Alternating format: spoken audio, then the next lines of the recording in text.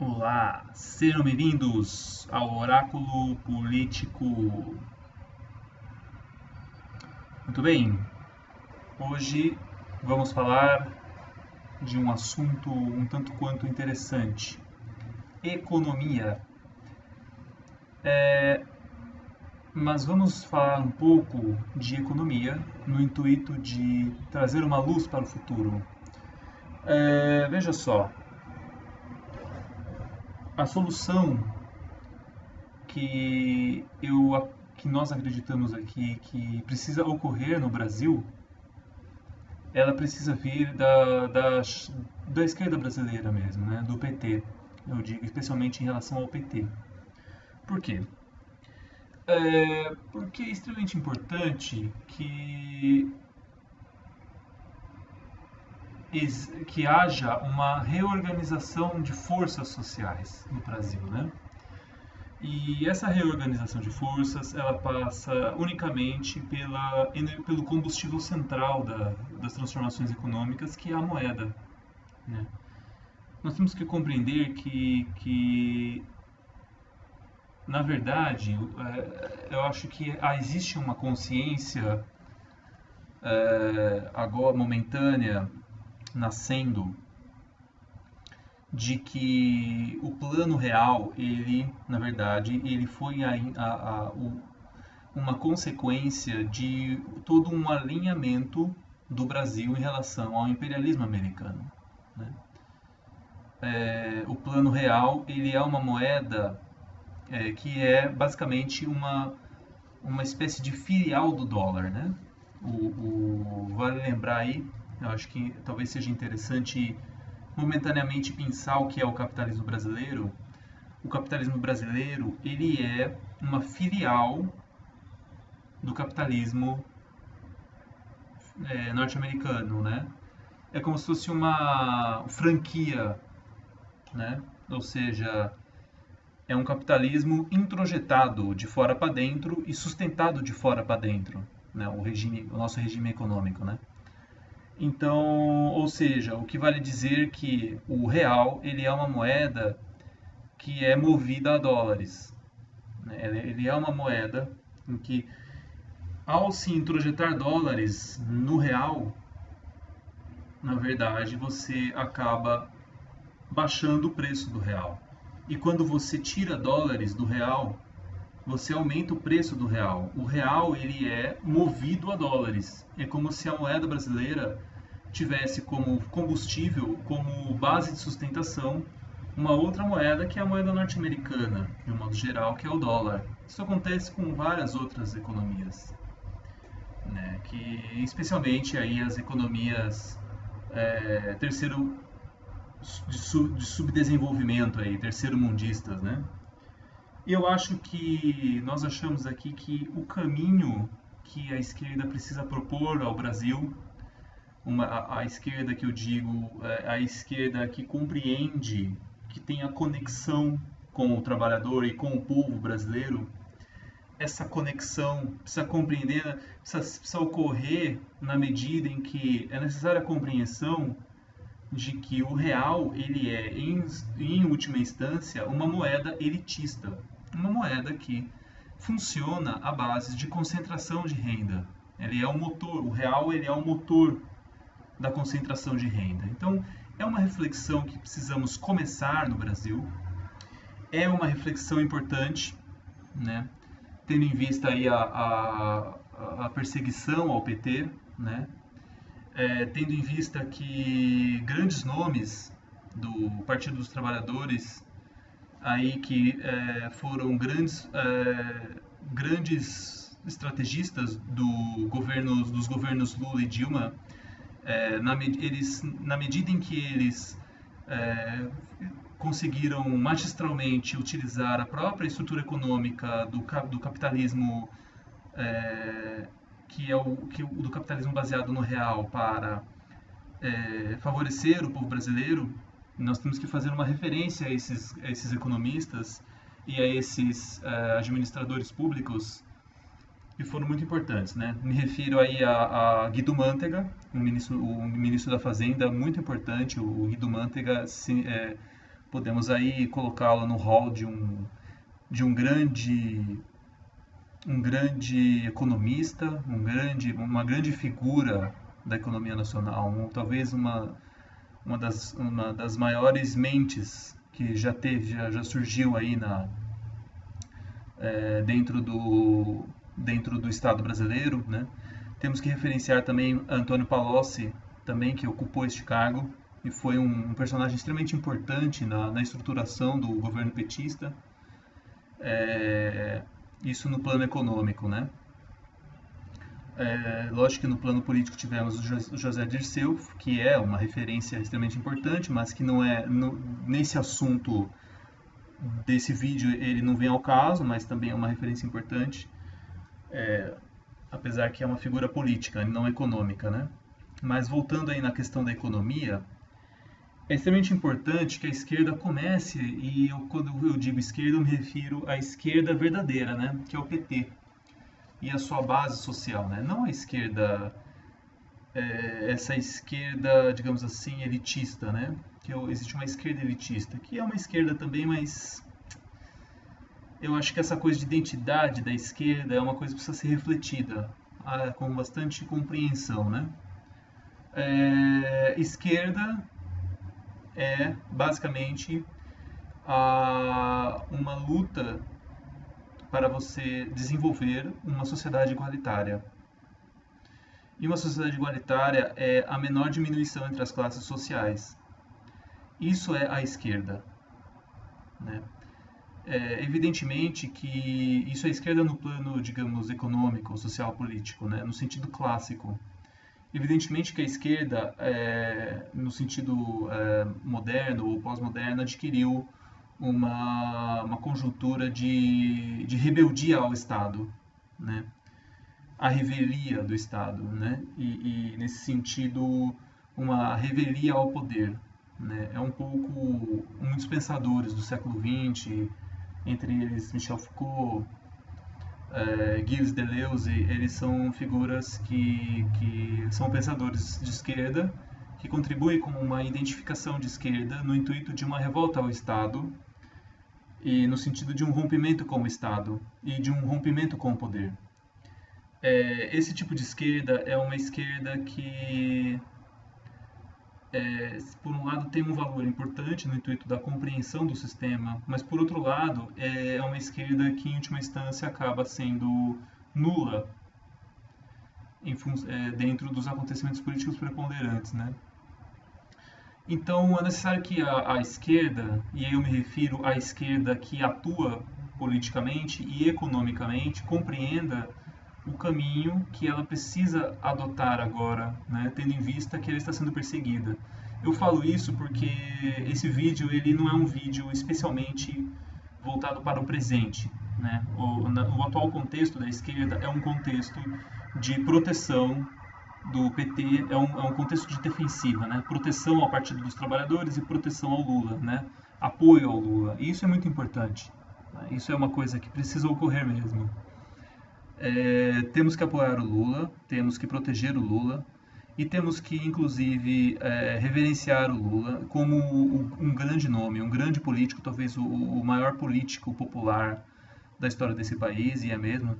A pesquisa Vox Populi está aí e ela diz que 55% dos brasileiros consideram o presidente Lula o melhor presidente da história do Brasil, e isso é extremamente importante de ser constatado, e é de fato o melhor presidente da história do Brasil. Ele fez um governo em que foi um governo de conciliação, mas ele foi um grande estrategista, né?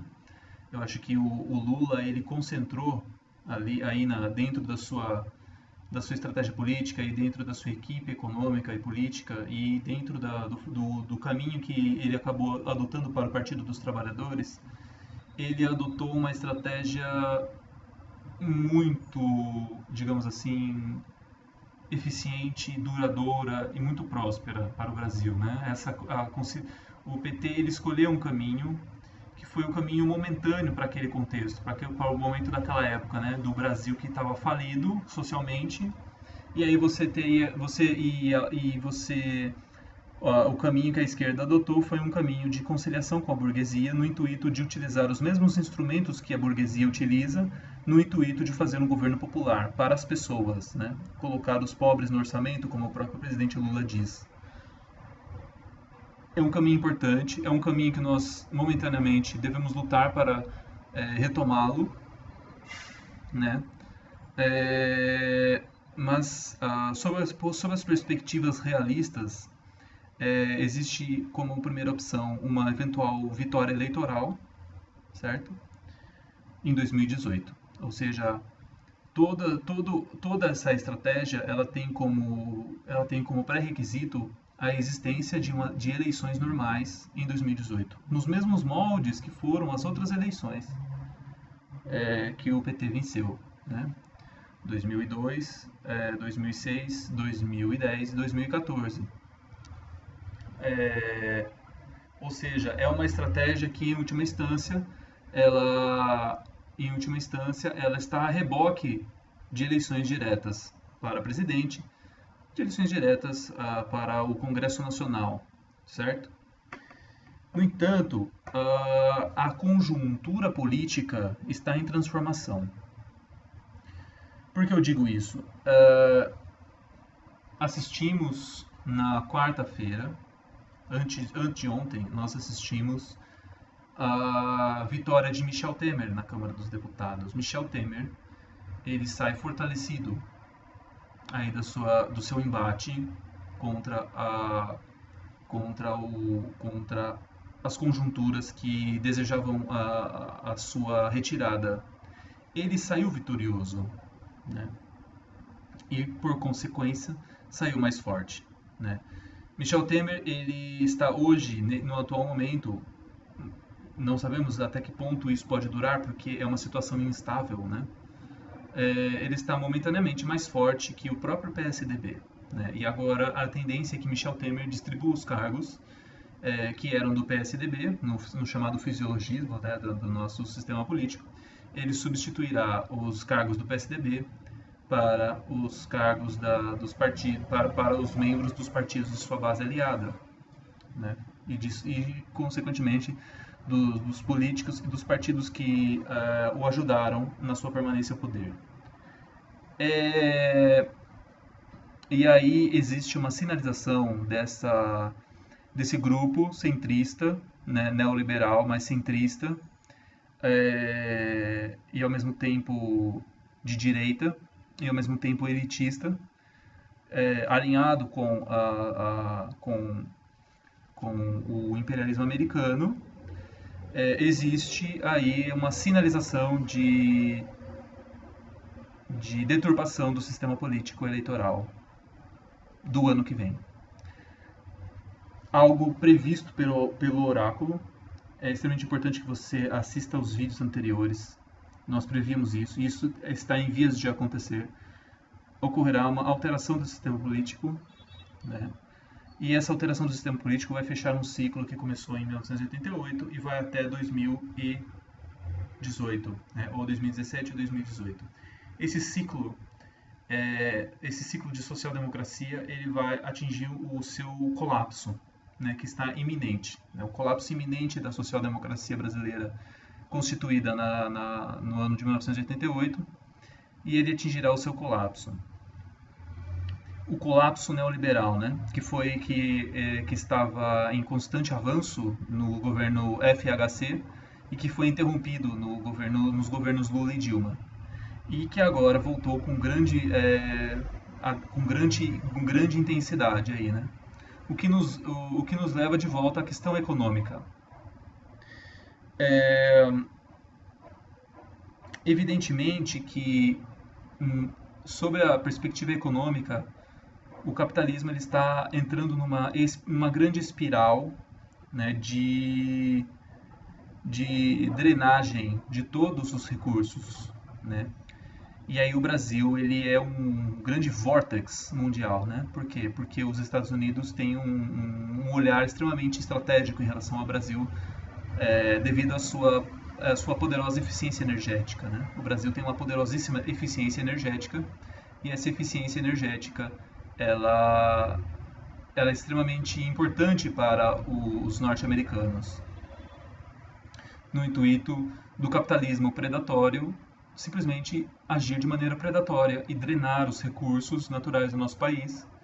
E aí a existência dessa moeda, o real, né, ela é extremamente importante. Ou seja, notem vocês,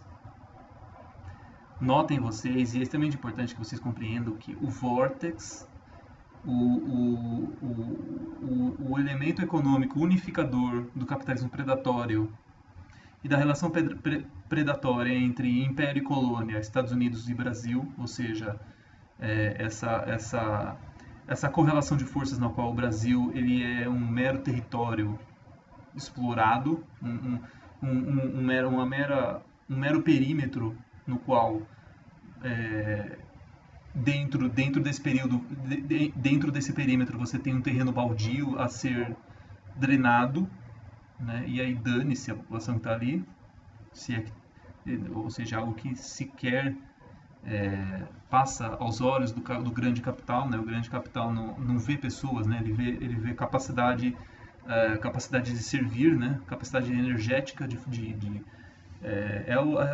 é a chamada Matrix, né? Na realidade, nós somos pilhas da Matrix, né?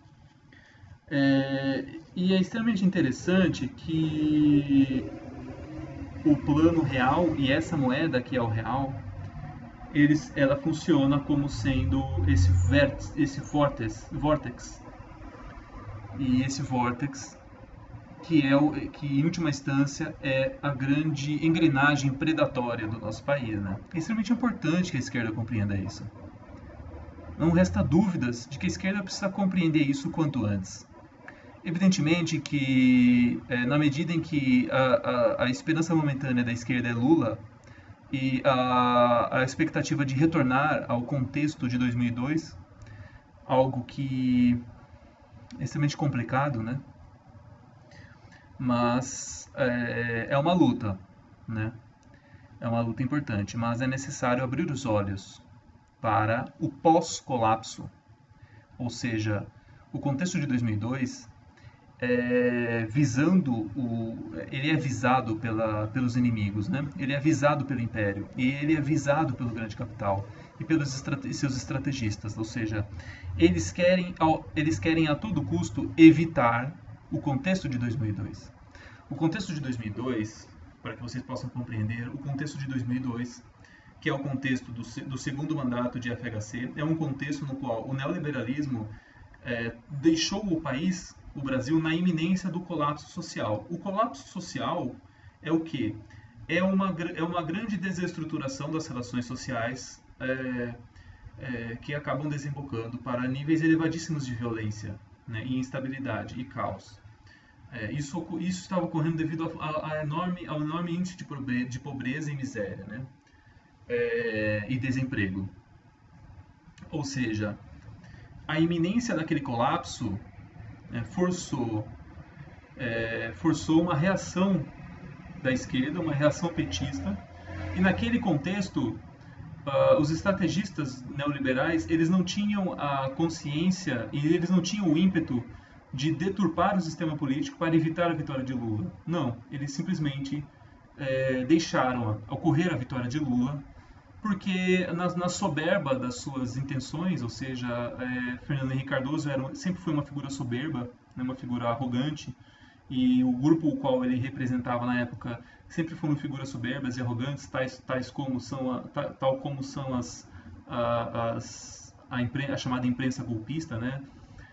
Eles não esperavam que Lula seria reeleito em 2006. Né? Eles achavam que o mandato de Lula duraria apenas 4 anos e que eles retornariam ao poder em 2006 para continuar com o plano deles. Ou seja, então as consecutivas vitórias do PT, ou as 4 vitórias consecutivas do PT, fez com que nas profundezas da direita neoliberal ocorresse uma reorganização estratégica das engrenagens da direita brasileira, acrescentando um ingrediente golpista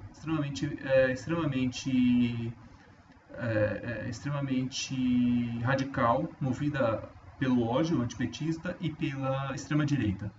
Então essa engrenagem a mais, né, essa peça a mais incluída nas engrenagens da direita brasileira, que é a extrema-direita, e aí você pode traduzir isso para Bolsonaro, ele é um elemento que, em última instância, coloca um combustível a mais na direita brasileira para executar os seus planos de maneira mais rápida, aquilo que ela sempre quis fazer na década passada, mas não conseguiu porque perdeu as eleições. E agora ela está executando a todo vapor toda a estratégia neoliberal de desmonte do Estado e de última instância, o extermínio da população pobre, né? E aí, com isso, o país ele começa a andar em grande velocidade a uma situação pré-colapso, tal qual era a situação em 2002. No entanto, dessa vez, já com a devida experiência de derrota em 2002, a primeira das 4 derrotas, a direita brasileira, imbuída dessa engrenagem golpista extremamente forte e poderosa, né, que é a extrema-direita, a direita brasileira ela tem em sua estratégia a alteração do regime político para evitar a vitória de Lula. Tudo o que eles mais querem é evitar a vitória de Lula. Tudo o que eles mais querem é evitar 2002. Evitar que 2002 ocorra novamente. E é a lógica do golpe, né? É a lógica da tática golpista. Destruir a democracia para impedir a vitória da esquerda. Ou seja, para impedir a vitória da esquerda no campo democrático, é necessário para os golpistas destruir a democracia. Vejam vocês. Essa é a lógica deles, é a tática deles.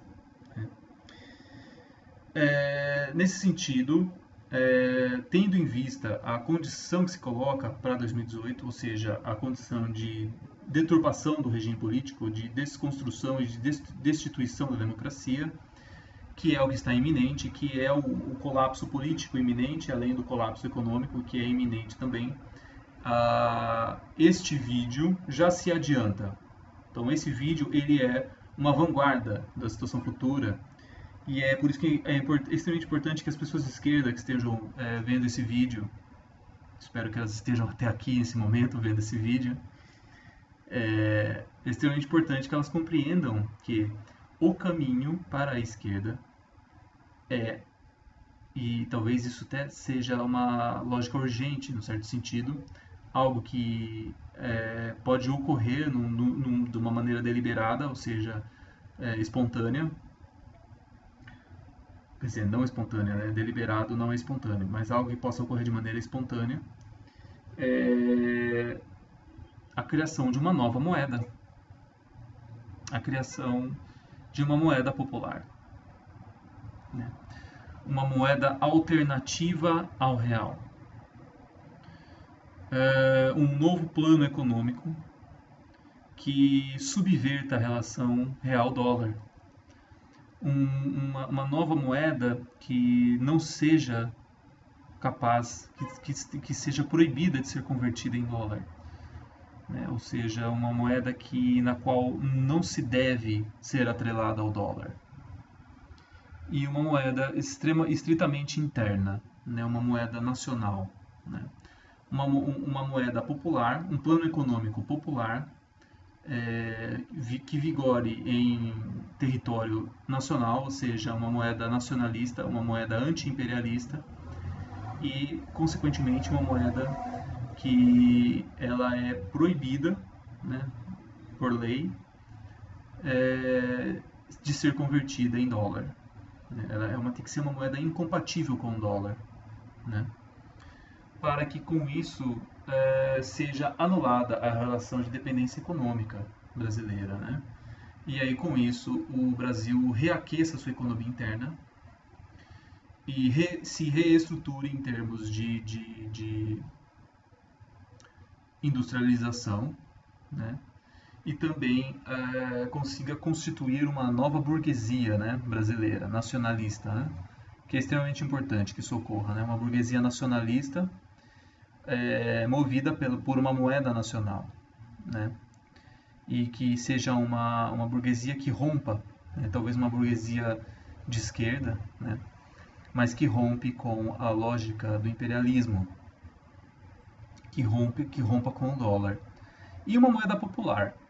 Tem que ser uma moeda para os pobres, né? Não pode ser uma moeda elitista. Tem que ser uma moeda para os pobres. Uma moeda que o pobre use. Uma moeda estritamente de valor de troca, né? De baixo valor, de valor de troca. Uma moeda que em que ela... eu até especularia uma moeda socialista, né? Em última instância, uma moeda socialista. O que seria uma moeda socialista, né? Um capital social, um capital socialista. Imaginar um capital socialista, combater o grande capital, formalizando e construindo relações econômicas baseadas num capitalismo socialista, né? Um capital socialista. É algo que parece esquizofrênico em última instância, mas em grande sentido não é. Em grande sentido é a construção de uma moeda que tenha um funcionamento invertido ao sentido da acumulação, né? Porque nós sabemos que a engrenagem do capital é a moeda que se valoriza na medida em que ela se concentra. É necessário que nós criemos uma lógica econômica que subverta essa relação, ou seja, uma moeda em que se desvaloriza na medida em que ela se acumule, né? Ou seja, a moeda ela perde valor quando ela se concentra, ou seja, é como se R$10 e R$100 fossem o mesmo valor. É como se, só que não o real, né? Uma nova moeda, como se 10, sei lá, 10 dinheiros socialistas fossem a mesma coisa que 1000 dinheiros socialistas, né? Ou seja, seja uma moeda estritamente de troca e não de acumulação. Uma moeda apenas de trânsito rápido, ou seja, eu preciso gastá-la, porque senão ela perde valor. Eu preciso fazer com que ela esteja em constante fluxo. Ela não pode se acumular, né?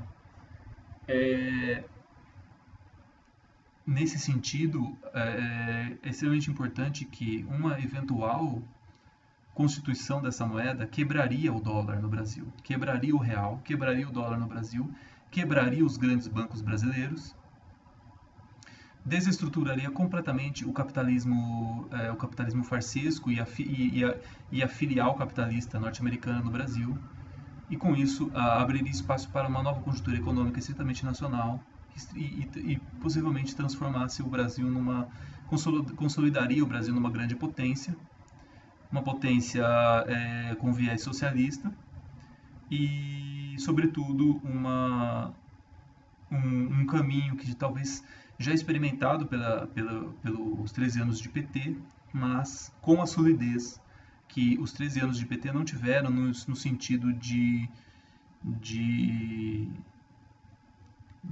constituição enquanto regime, né?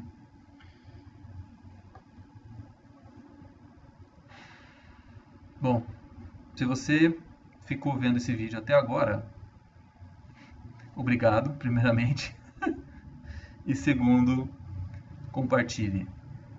Até a próxima.